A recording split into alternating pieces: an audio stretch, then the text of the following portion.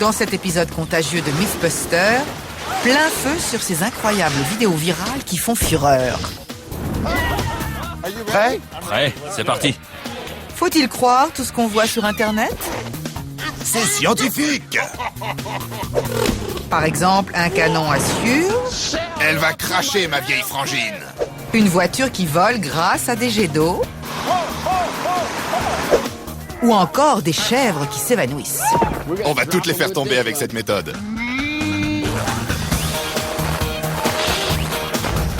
Qui sont les Mythbusters ? Adam Savage et Jamie Hyneman. C'est parfait, ne change rien. À eux deux, ils ont plus de 30 ans d'expérience dans le domaine des effets spéciaux. Je suis libre.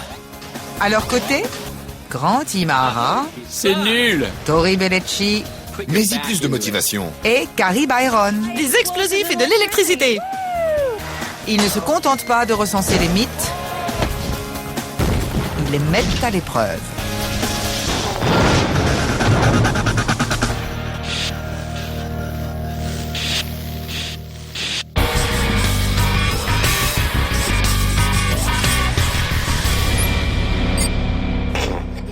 Qu'est-ce que tu fabriques? On a du boulot.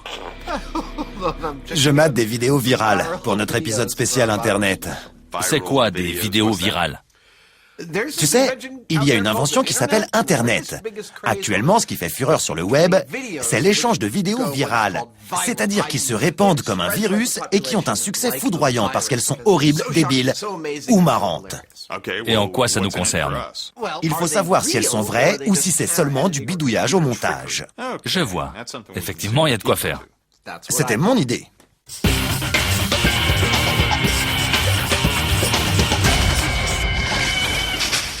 Je crois que j'en ai une. C'est quoi? Avec 10 millions de visionnages, c'est une vidéo virale? C'est clair. C'est quoi?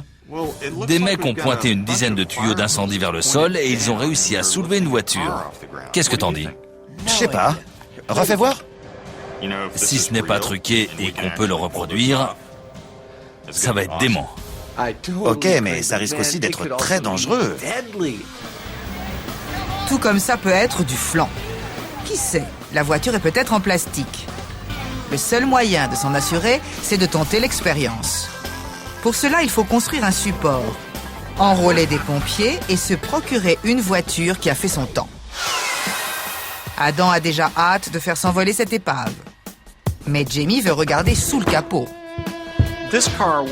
D'après l'étiquette, cette voiture pèse 1440 kilos. Ça veut dire que chacun de ces tuyaux doit fournir environ 145 kilos de poussée. Franchement, ça me paraît impossible. Jamie décide de faire une expérience à échelle réduite. Il enrôle un assistant pour l'occasion. Voilà la voiture de référence. Tu peux me fabriquer une version au 1/6 sur la fraiseuse? Pas de problème. Merci. J'y vais. La fraiseuse CNC est une machine contrôlée par ordinateur. À partir d'une image de voiture scannée par laser, elle peut générer un tracé pour son outil de coupe et produire une version miniature de la voiture à l'échelle voulue. Ici, la petite voiture sera en panneau de particules, un bois à grains fins. Pendant ce temps, Adam fabrique un cadre miniature avec 10 tuyaux destinés à accueillir la voiture miniature. Le véhicule et le cadre s'emboîtent parfaitement. C'est parfait. Vous avez vu ça?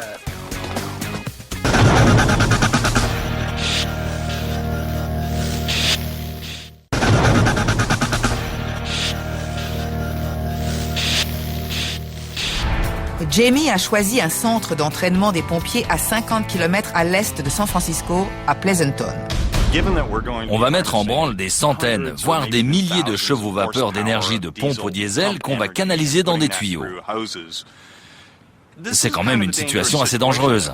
On ne va pas se lancer là-dedans sans préparation. On va d'abord faire une expérience avec notre voiture à échelle réduite, voir si on arrive à contrôler la situation, puis passer aux choses sérieuses.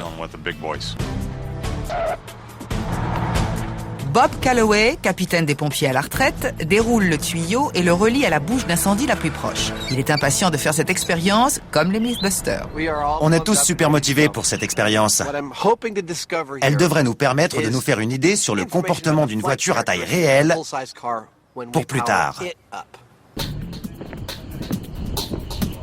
Adam s'est porté volontaire pour manier les tuyaux. Bob tourne le robinet et c'est parti. En un instant, la petite auto rouge devient un petit hélicoptère rouge. T'as vu ça? Pour une expérience à l'échelle, c'est tout à fait ça. Ça représente 6 mètres en l'air. Les tuyaux sont tournés un peu dans tous les sens. Mais comme ils pointent vers le sol, ça reste assez stable. Apparemment, pas besoin que les tuyaux soient orientés dans des directions précises pour que la voiture reste en l'air. Voici une information utile. Enchanté de ce premier succès, Adam décide de pousser un peu l'expérience. On est au maximum. Tu sais à quoi je pense? À quoi? Il ne suffit pas de grand-chose pour empêcher que la voiture aille dans tous les sens. On prendra juste 4 cordes. Ça suffira. J'ai remarqué qu'il y avait un mec à côté de chaque tuyau dans la vidéo. C'est pas difficile en fait. Je peux contrôler la situation d'ici, c'est suffisant. On ne peut pas faire mieux. Si, justement, on peut. En plein dans la moustache. J'étais resté sec jusque-là.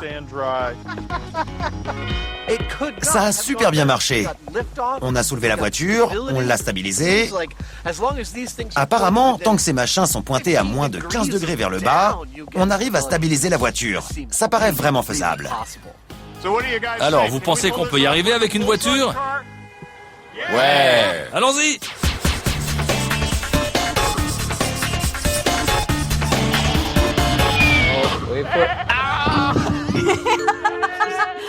Plus je la revois, plus je la trouve drôle. Ce sont donc des fainting goats, des chèvres qui s'évanouissent. On en a même parlé aux infos. Je croyais qu'il y avait que les humains qui tombaient dans les vapes. C'est clair, certains de nos fans pensent que c'est bidon parce que cette vidéo est vraiment bizarre. Il n'y a qu'un seul moyen d'en avoir le cœur net.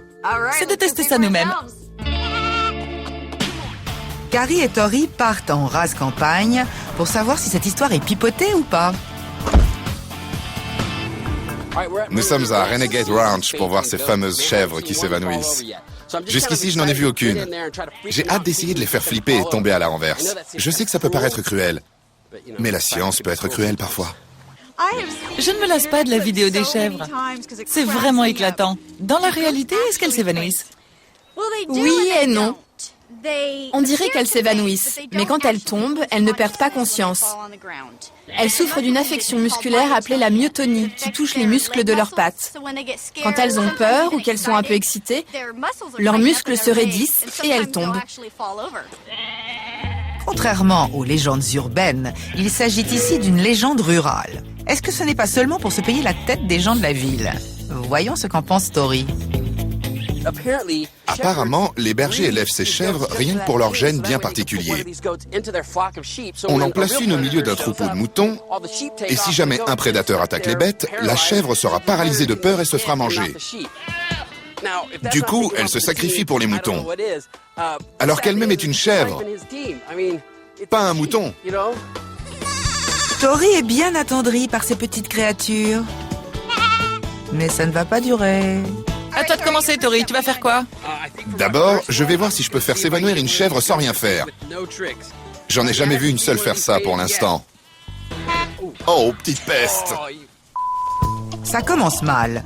C'est un des nôtres qui s'évanouit en premier. Pendant que Tori se remet de ses émotions, Carrie passe à l'attaque. J'ai trouvé un truc qui peut bien faire sursauter. Un parapluie. Je vais m'accroupir parmi elles, attendre qu'elle soit calme, et boum! Le boom a bien fonctionné dans la vidéo. Pas de raison que ça ne fonctionne pas maintenant. Sauf que ça ne donne rien.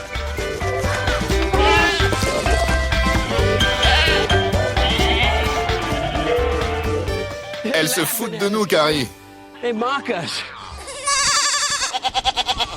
Ça semble beaucoup moins facile que je le pensais.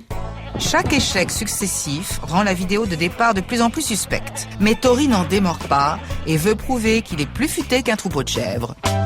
Je vais m'allonger dans cette brouette et me laisser recouvrir de foin. Christina fournit le foin. Tori est littéralement ensevelie dans un sarcophage d'herbes séchées. Je vais laisser venir les chèvres ici, attendre qu'elles se mettent à grignoter, puis je sortirai de ma boîte. On verra si j'en fais tomber dans les pommes. 5 longues minutes plus tard, Carrie lance le signal. Tu peux y aller, Tori. Maintenant. Aucune? Aucune. C'est pas vrai. Moi, ça m'aurait foutu la trouille. C'est vraiment très frustrant. Ces chèvres sont censées s'évanouir, c'est dans leur gène, et on n'arrive pas à les faire s'évanouir. C'est d'autant plus ennuyeux que maintenant, ils savent que la vidéo n'était pas truquée. Hors caméra, les chèvres tombent comme des mouches. Mais pas avec Carrie et Tori. Vous savez ce qui m'embête le plus? C'est que tout le monde arrive à faire s'évanouir ses chèvres, sauf Carrie et moi. Un caméraman passe près d'une chèvre, elle tombe. Notre assistant se déplace, une chèvre tombe. Le fermier passe, les chèvres tombent. On n'appelle pas cette espèce de chèvre les chèvres qui s'évanouissent sans raison. Carrie et Tori tentent le tout pour le tout et lancent une opération de domination rapide, version chèvre. Il faut passer inaperçu, je crois. Avec notre arme secrète, le camouflage. C'est ça. Génial. Prête? Prête. On va toutes les faire tomber avec cette méthode. C'est parti pour l'opération camouflage. Il faut vraiment se mêler aux chèvres. Tu donnes le signal. On se lève, on les pourchasse et on les fait s'évanouir. C'est parti.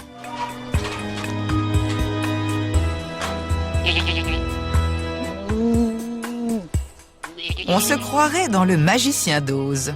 Méconnaissables, Tori et Carrie partent en chasse. Je sais pas ce qu'en pensent les chèvres, mais ça a l'air d'exciter la vache.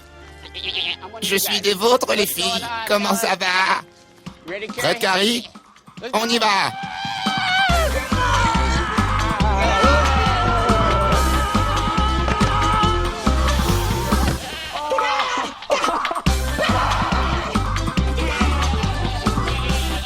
On les a eus. Ça a super bien marché. On en a effrayé quelques-unes. J'ai eu celle-là. Ça ne fonctionne pas à tous les coups et sur chaque chèvre, mais c'est suffisant pour prouver que la vidéo virale est fondée sur la réalité. C'est tout à fait plausible que des chèvres aient la chair de poule. Maintenant, je suis convaincue que ça fonctionne. Il n'a pas fallu grand-chose, finalement. Il faut simplement savoir ce qu'on fait, ce qui n'est pas souvent notre cas. Ce mythe est confirmé. Ces chèvres s'évanouissent. Les producteurs de l'émission tiennent à signaler qu'aucune chèvre n'a été blessée pendant le tournage, à part dans leur amour-propre. Adam et Jamie ont propulsé en l'air une voiture miniature avec 10 petits jets d'eau, histoire de comprendre la mécanique de cette expérience très populaire sur Internet.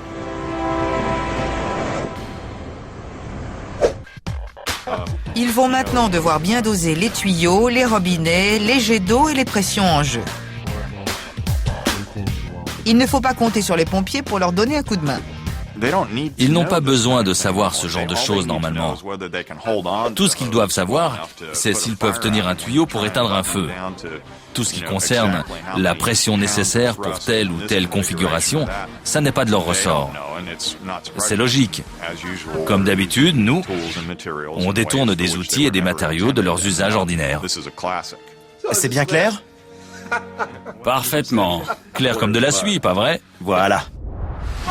Tout d'abord, il faut fabriquer un instrument permettant de mesurer la pression sortant d'un tuyau d'incendie ordinaire. Vous pouvez constater que Jamie est confiant. Il porte sans honte aucune un Bermuda avec un béret. Cet appareil va nous indiquer la poussée émise par un seul tuyau. On le branche ici, l'eau tombe là. On va placer des disques d'haltères ici et regarder quel point on peut soulever grâce au jet d'eau. Qu'est-ce que t'en penses? Je pense que ça va fonctionner. C'est une méthode un peu sommaire, mais qui devrait être efficace avec un peu de chance. Si ce jet d'eau soulève les disques mis en place, avec 10 jets d'eau identiques, on devrait soulever une voiture. J'ai fabriqué un appareil assez résistant qui va nous indiquer la poussée produite par le jet d'eau du camion de pompiers. On saura à quel point on peut soulever grâce aux disques placés dessus. On est prêt, Bob. On a 180 kilos. Tu peux y aller. C'est parti.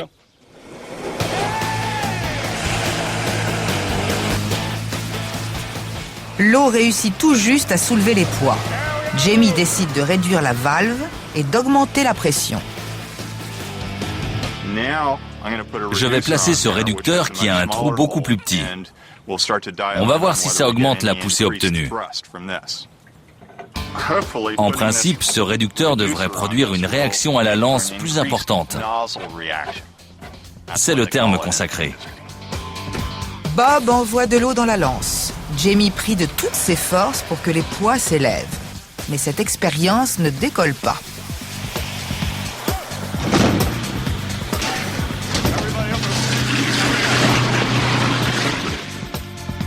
Je pense qu'on a eu une réaction à la lance un peu plus importante cette fois-ci.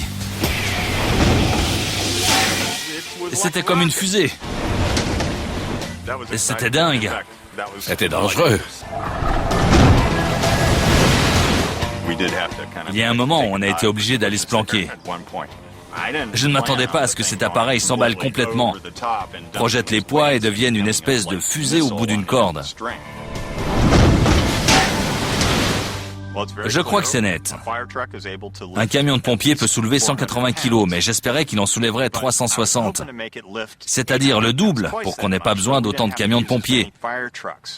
Cela dit, je ne peux pas faire de test maintenant, vu que mon engin est bousillé et que je ne vais pas pouvoir le réparer aujourd'hui. Jamie ne sait toujours pas combien de camions il lui faut. Même s'il le savait, il ne pourrait pas forcément les trouver tous. En plein été, ils sont aussi rares à Pleasanton que des ours polaires.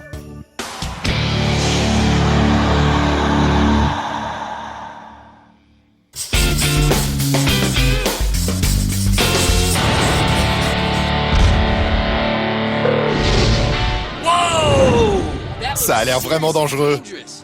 J'adore. Ils disent qu'ils n'utilisent que de la sciure, mais nos fidèles téléspectateurs pensent qu'on a pris une autre matière, plus inflammable, ou qu'on a retouché les images. En théorie, ça pourrait marcher. S'ils n'utilisent qu'une seule poudre et qu'elle est assez fine, on peut obtenir ce résultat avec de la sciure, de l'air comprimé et une flamme nue. Il va falloir être prudent. Prudent, Tori, prudent. Je suis toujours prudent. Imprudent.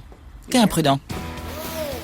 On peut très bien avoir plusieurs matériaux combustibles dans ce tuyau. En tout cas, le type qui l'a fabriqué n'hésite pas à expliquer sa méthode. Ici, c'est la source d'énergie et j'ai pris un vieux réservoir de propane. Les Mythbusters ont le mode d'emploi. Ça, c'est une valve rapide, à fort débit. Ils vont maintenant agir au nom de tous les internautes sceptiques et construire cet engin à l'identique pour savoir si cette vidéo est bidon ou pas. Encore une fois, nous allons essayer de transformer de vieux déchets en engins merveilleux. Et comme d'habitude, ce n'est pas prêt à l'emploi. Je vais devoir découper ce réservoir et les vider avant de pouvoir m'en servir. La première étape consiste à enlever le haut du réservoir. Ça pourrait sembler facile, mais Carrie s'aperçoit bien vite que cette pièce n'est pas faite pour être manipulée. Ça serait trop facile si ça s'enlevait d'un coup. Carrie finit par atteindre son but, mais la phase de construction ne fait que commencer. Tori arrive à point nommé pour indiquer à Carrie ce qu'elle doit faire. Il faut que tu vires toute cette partie-là. J'espère au moins qu'il y a d'autres trucs là-dedans. C'est quand même plus facile que de prendre un simple tuyau. Je crois qu'il y a de quoi faire. Pendant ce temps, Grant s'affaire sur une bouteille de propane identique à celle de la vidéo. Il enlève le propane, puis arrange la bouteille pour qu'elle puisse contenir de l'air comprimé. Grâce à une valve ultra rapide à fort débit, il devrait pouvoir libérer tout cet air en une seule décharge rapide et puissante. L'air entre ici, délivré par notre compresseur. Il parvient jusqu'à la bouteille qui se remplit progressivement. Cette embouchure sera reliée au canon. Quand on appuiera sur ce levier, ça coupera l'arrivée d'air venant du compresseur et ça libérera l'air contenu dans la bouteille jusqu'au canon. Et tout ça en moins d'un quart de seconde. À l'aide de tuyaux solides, Grant relie son appareil au canon de Carrie qu'elle a fixé sur 4 supports en acier. Maintenant, c'est l'heure du premier test, visant à voir comment on peut projeter de la sciure sans l'enflammer.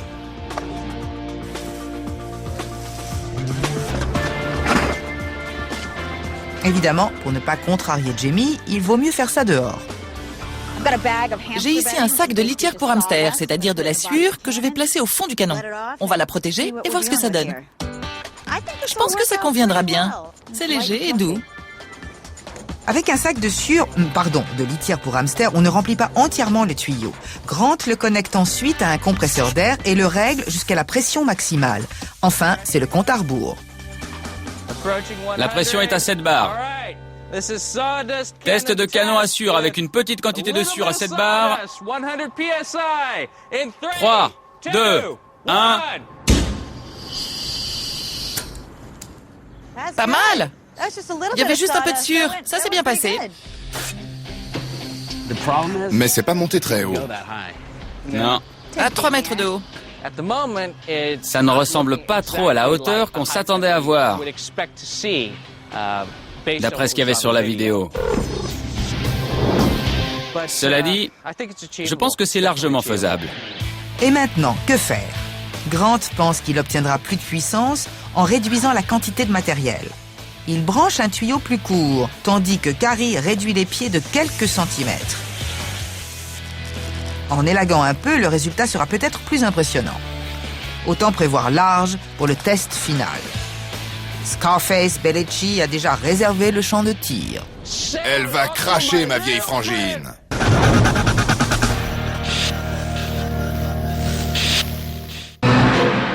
Lundi, brochette d'homme-grenouille sauce gingembre. Mardi, matelote de marin et sa concassée tomate estragon. Mercredi, cuisseau de baigneur et sa julienne de courgettes citronnées. Jeudi, colombo de plongeur et son ballotin de légumes du soleil. Vendredi, milliardaire tombé d'un yacht et nourri au caviar. Pour eux, c'est la semaine du goût. Mais pour vous, ce sera la semaine des requins. Du 3 au 7 août à 20h45 sur Discovery.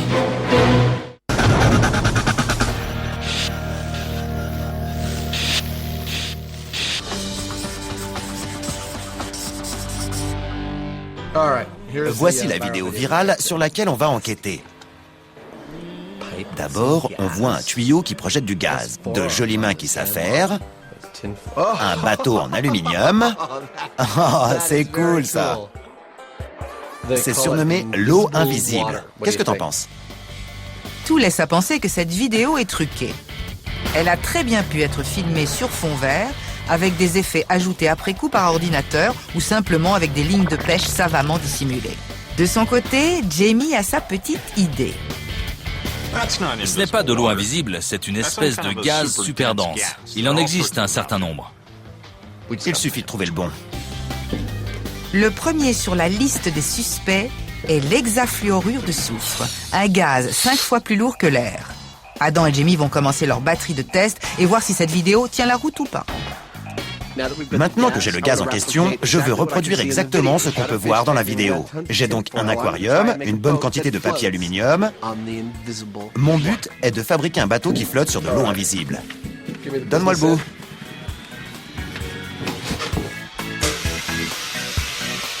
On ne voit rien.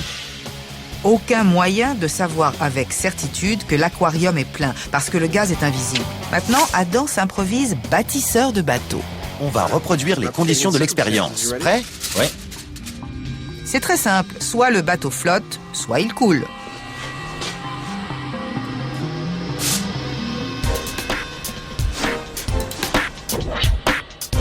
Jamie ne comprend pas pourquoi ça échoue. Il nous démontre le principe de l'expérience. Là, c'est bon. Voilà le niveau de gaz. C'est à peu près à cet endroit. Bon, je précise que ce ballon est rempli d'air. Et il tombe si je le lâche. Sauf s'il est dans cet aquarium rempli d'un gaz plus lourd que l'air. En revanche, je n'arrive pas à faire flotter un bateau aussi bien que dans la vidéo. Une succession de Titanic en aluminium s'élance sur les flots puis sombre tous. Cependant, nos deux amis semblent devenir peu à peu experts en construction navale. C'est presque cool. Adam tente une dernière fois, plein d'espoir. Jamie? Ça a marché. Adam et Jamie ont presque reproduit ce qu'ils ont vu sur Internet. C'est à Jamie que revient l'honneur de faire couler le navire avec de l'eau invisible. J'arrive à voir le gaz tomber. C'est trop cool. Jamie verse une deuxième ration de gaz. Ça suffit pour engloutir les derniers doutes concernant cette vidéo virale. Il coule. Au fond d'une mer invisible. Dans ce cas, c'est l'hexafluorure de soufre qui a fait l'affaire. Le bateau repose dessus comme s'il était sur l'eau, parce que c'est un gaz plus lourd que l'air. Donc en fait, le bateau flotte. Même s'il semblait fumeux, le mythe de l'eau invisible est finalement avéré. Mais les vidéos virales sont loin d'être toutes vraies. Pour démontrer qu'il est très facile de mettre en ligne une expérience bidon, Adam et Jamie ont mis sur YouTube ce petit film, tourné en même temps que l'épisode que vous regardez. Adam résout un Rubik's Cube avec ses pieds, tandis que Jamie le fait, les yeux bandés. Cette vidéo très convaincante en apparence a été regardée par des dizaines de milliers d'internautes. Vous voulez connaître le truc ? À première vue, on croirait qu'on a commencé avec un cube comme ça, et qu'on est arrivé à un cube comme ça. Mais c'est l'inverse. On a d'abord pris un cube en ordre et on l'a mélangé. Puis on a tout simplement passé le film à l'envers. Pour ajouter un petit détail plus réaliste, on a demandé à John Hunt, notre documentaliste, de passer dans l'arrière-plan. Sauf qu'il a marché à reculons. Souvenez-vous, ne croyez pas tout ce que vous voyez sur Internet. Carrie, Tori et Grant ont véhiculé leur canon artisanal jusqu'au champ de tir pour voir s'ils arrivent à reproduire avec exactitude cette étonnante vidéo virale.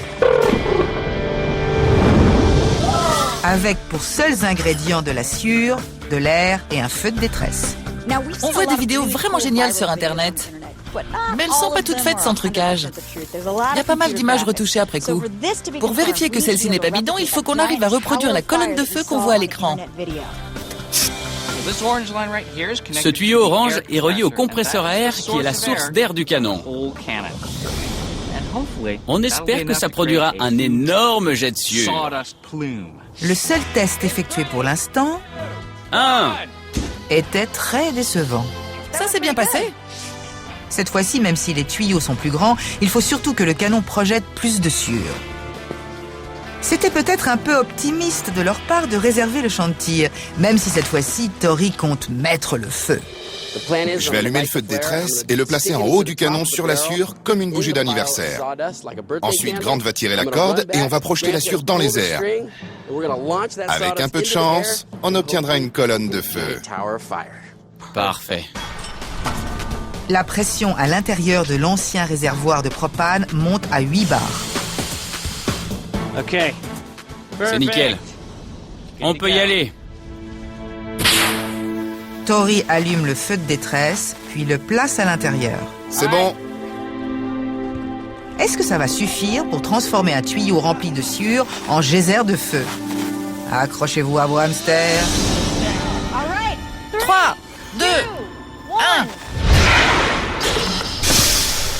Pendant un instant, on dirait que la boule de feu ne se matérialisera pas. Mais tout vient à point qui sait attendre.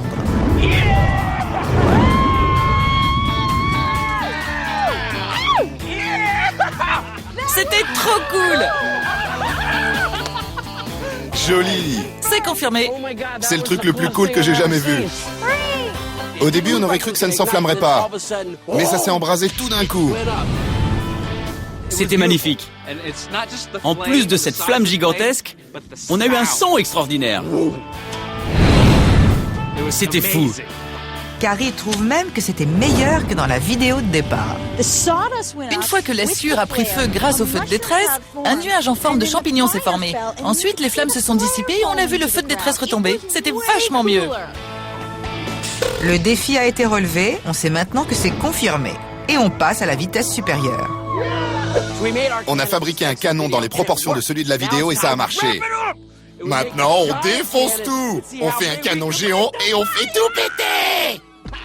Ils ne vont pas se contenter de prendre du matériel plus lourd. Ils vont aussi tester d'autres carburants.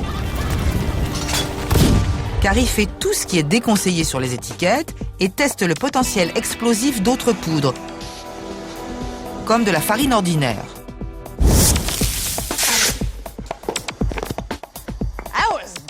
Pas mal.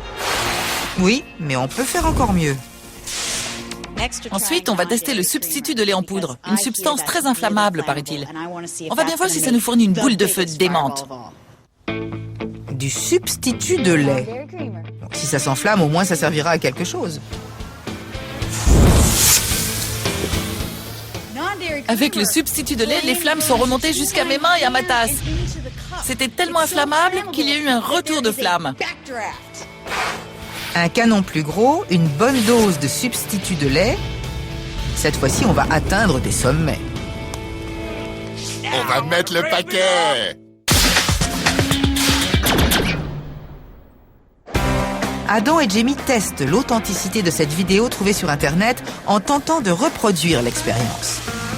La voiture peut très bien être beaucoup plus légère que la normale, tout comme le support sur lequel elle est posée. Le cadre fabriqué par Adam, lui, n'est pas en carton. Voici l'un des jets d'eau de mon cadre souleveur de voiture. J'en ai 10 comme ça. Il y a un raccord de tuyau à incendie, puis 2 coudes, un réducteur de valve, et enfin, l'eau jaillit ici. C'est une belle pièce de plomberie, aussi lourde qu'elle en a l'air. Ça pèse 200 ou 300 kilos, ce qui veut dire que l'ensemble va être plutôt lourd. On va devoir soulever environ 1800 kilos si on veut faire décoller la voiture. De son côté, Adam a des problèmes plus urgents. Ce cadre est trop grand pour accueillir les véhicules qu'on possède ou qu'on peut louer. Je viens juste de le finir, mais je vais devoir réduire sa taille de moitié. 2 pas en avant, 1 pas en arrière. Il va falloir ressouder les 2 moitiés sur place. La journée commence mal, mais Adam et Jamie espèrent qu'elle se terminera bien.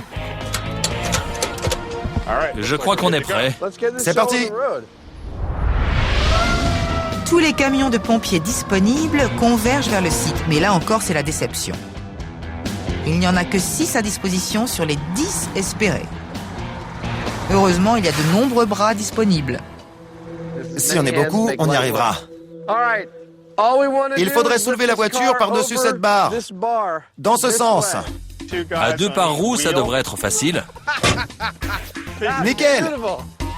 Adam et Jamie attachent la voiture avec les ceintures de sécurité les plus grandes au monde. Comme souvent, j'arrive pas à croire que je fais ça. Maintenant, laissons-la faire entre les mains des pros. Ça s'est super bien passé, c'est fou. Bon, on va pouvoir y aller.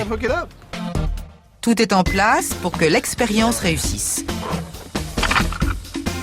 Maintenant, reste à savoir combien d'eau ils pourront extirper de ces bouches d'incendie grâce à 6 camions seulement. Je ne suis pas très confiant parce que nous avons seulement 6 camions. D'après nos calculs, on devrait y arriver tout juste. On va bien voir. Moi, je vous parie qu'on va réussir à soulever la voiture. Je ne sais pas si ça sera joli à voir ou complètement fouillis, mais je pense que la voiture prendra les airs. Ou les eaux, plutôt.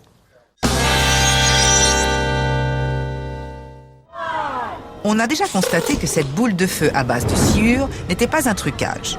Les Mythbusters ont même fait mieux. Rond de fumée à l'appui. Maintenant, il s'agit de produire une explosion plus considérable encore avec du substitut de lait et un canon beaucoup plus imposant. Nous sommes chez Machinery and Equipment, une espèce de cimetière de pièces mécaniques et de machines. Ça marchera pas, c'est trop gros. Je suis sûre qu'on va trouver notre bonheur ici. Ça, c'est parfait. Il faudra juste enlever ça. J'adore sa forme conique. Comme ça, toute la poudre sera concentrée à l'extrémité du canon quand on tirera. Et on aura une colonne de feu géante. J'adore cet entonnoir. On dirait que c'est pour un fou géant. Le sens de l'humour de Carrie a parfois du mal à passer. C'est tordant pourtant. L'essentiel, c'est d'avoir trouvé ce qu'il cherchait. C'est nickel. Maintenant, il suffit de l'agrandir un peu, de faire quelques modifs et de le placer sur un socle. Au QG, Tori veut monter un baril jaune sur l'entonnoir bleu. J'ai ici un baril de 200 litres que je vais utiliser pour allonger l'entonnoir. Mais d'abord, il faut que je retire le fond. Aussitôt dit, aussitôt fait. Ensuite, Tori soude solidement le baril à l'entonnoir. Ah, il faudra aussi des tuyaux plus gros. Ça m'a l'air bien. Et du carburant, bien sûr.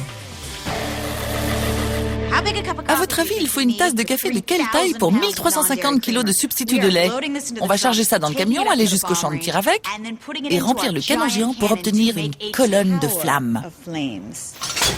Une fois sur le champ de tir, le premier défi consiste à trouver une méthode ingénieuse et sans risque pour remplir le canon. Tout va bien se passer, non? Bien sûr. Hélas, 700 kilos de substitut de lait et une brise légère entendent leur compliquer la tâche. C'est rempli jusqu'où? Difficile à dire. D'après mes calculs, la moitié devrait suffire pour remplir le baril. On s'attend à un couac, mais il ne se produit pas. Bon, ça va. C'est plein. On n'a plus besoin de poudre. Cette fois-ci, la propulsion est fournie par le très performant canon à air de Jamie. Le canon à substitut de lait est beaucoup plus imposant que le premier. Après tout, il faut qu'il propulse 300 kilos de poudre. Mais allons demander son pronostic à Grant. Premièrement, nous savons que le substitut de lait est beaucoup plus réactif dans l'air que la sueur. Ensuite, notre canon a une sortie beaucoup plus grande, ce qui procure 36 fois plus de poussée. Enfin, on dispose de 20 fois plus d'air. Si tout se déroule bien, que cette matière s'envole et s'enflamme, on risque de mettre le feu à la colline entière. Je m'attends à voir une flamme beaucoup plus grosse. Mais si c'est plus lourd, ça ne va pas beaucoup se soulever et ça va brûler en bas. J'espère que ce sera la première solution. Grant augmente lentement la pression de l'air jusqu'à 8 bars. C'est bon. Ensuite, Tori allume le feu de détresse. Dans cette expérience, le rapport entre la masse de la poudre et le volume d'air est crucial. On peut très bien obtenir un grand boom ou un petit pouf. Allez, je mets le feu. C'est parti! Canon à substitut de lait dans 3, 2, 1...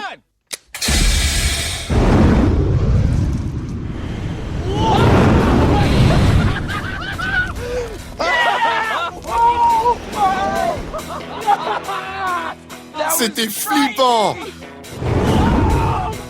Effrayant! On a chopé ça sur la caméra grande vitesse? Pas de problème, le caméraman a pensé à appuyer sur le bouton, histoire qu'on puisse bien revoir une des plus grosses boules de feu de l'histoire. C'était vraiment effrayant. Il y a un moment où je me suis dit...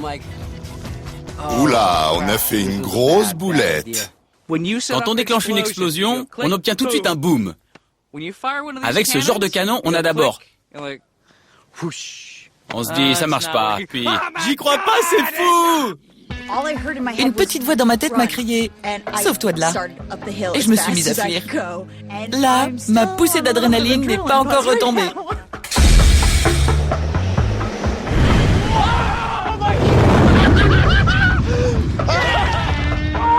Une neige de substitut de lait enflammé tombe sur le champ de tir. En allant voir de plus près, on peut constater la puissance dégagée par le tir. Touche un peu ça. On dirait le haut d'une crème brûlée. C'est dingue. Il faudra racheter une caméra. On l'enlève? Et ça tourne encore. Elle est pas morte. Coucou! On a eu 2 fois la preuve que cette vidéo était confirmée. Mais attention, ce n'est pas une expérience à tenter.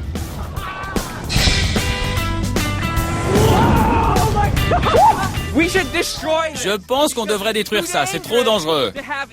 On ne peut pas partager cette technologie avec qui que ce soit. Si vous n'avez pas bien compris le message... Bien évidemment, n'essayez pas ça chez vous. Il nous reste 200 kilos de poudre. On remet ça? Attends, je vais d'abord changer de slip.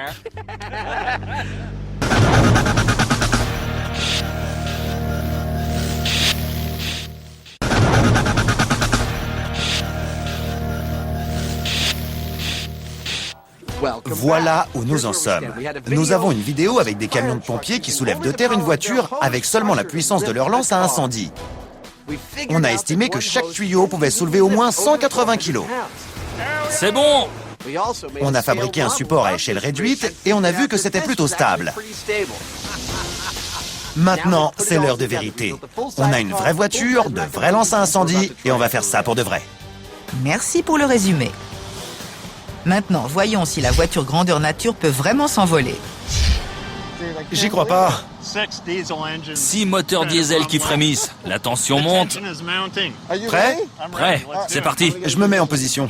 Au début du premier test, la pression de la bouche d'incendie est de 5,5 bars. Ensuite, Jamie augmentera de 0,7 bars à chaque fois. Toutes les pompes à 0,7 bars de plus. 0,7 bars de plus. La voiture ne vole pas. Toutes les pompes à 0,7 bars de plus. Et on gaspille de l'eau. Jamie décide d'arrêter. Fermez complètement les pompes. On dépasse le total d'écoulement d'eau pour le système. Oh non. Et si on enlève 2 tuyaux? Ou qu'on ne les alimente pas? On n'a qu'à essayer ça. Peut-être qu'on aura la poussée qu'on veut obtenir. On a besoin de cette pression. C'est vrai. Avec la même quantité d'eau fournie, si on enlève 2 tuyaux, cela augmentera la pression dans les 8 autres restants. Il suffit de trouver le bon équilibre. En principe, en enlevant 2 tuyaux, on aura plus de pression, moins de volume et on soulage un peu le système. Ça devrait aussi accélérer le processus. Cette fois-ci, la pression de départ sera fixée à 7 bars, puis augmentée progressivement. 0,7 bars de plus. Une fois de plus, impossible de soulever le toit ou même les pneus. On n'a pas assez de poussée. On coupe tous les moteurs. Le problème, c'est qu'on dépasse la quantité d'eau que le système de la ville peut produire à un endroit précis et à un moment précis. Les tests s'enchaînent. Toutes les pompes à 8. Et Jamie augmente la pression de départ. Tous les moteurs à 11,7. Bon, on coupe tout. Il repositionne les jets d'eau. Tous les moteurs à 8. Arrêtez tous les moteurs. Et réduit le nombre de tuyaux. Maintenant, on en est à 6 tuyaux. C'est assez équilibré. On en a un dans chaque coin et 2 au milieu. J'espère que ça suffira. Hélas, non. La voiture ne se soulève toujours pas. Heureusement, Adam a peut-être la solution. Le problème, c'est qu'on a un moteur. Voilà pourquoi on ne décolle pas. On n'a qu'à virer le moteur. Allez hop! Dans la vidéo, on ne peut pas déterminer ce qu'il y a dans la voiture. Si ça se trouve, Adam et Jamie font ce que les auteurs de la vidéo ont fait.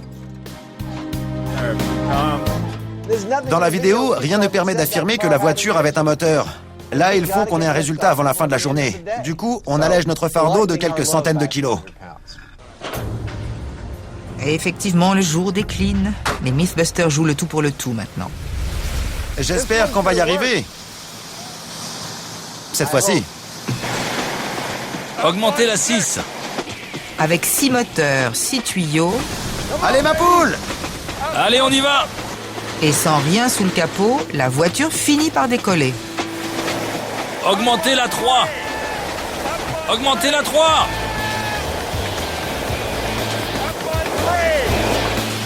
Quelles belles images! La voiture reste 45 bonnes secondes à 5 mètres du sol. Bon, ça ira, on coupe tout. Bel atterrissage! La nouvelle voiture spatiale a eu quelques ratés, mais une fois en l'air, tout s'est bien passé. Ça a fonctionné. Je ne pensais pas qu'on y arriverait, mais on a réussi. C'était comme dans la vidéo. Je dois dire que j'ai été épaté. C'était un instant magique que j'aurais bien voulu prolonger. C'est confirmé pour cette fois-ci. Confirmé, avec un joli résultat. La vidéo avait l'air peu probable au départ, mais ceux qui l'ont mise en ligne n'ont pas fait n'importe quoi. Leur film n'est pas bidon. Évidemment, ça me donne envie de me fabriquer un réacteur dorsal. C'est clair. Ou un skate volant.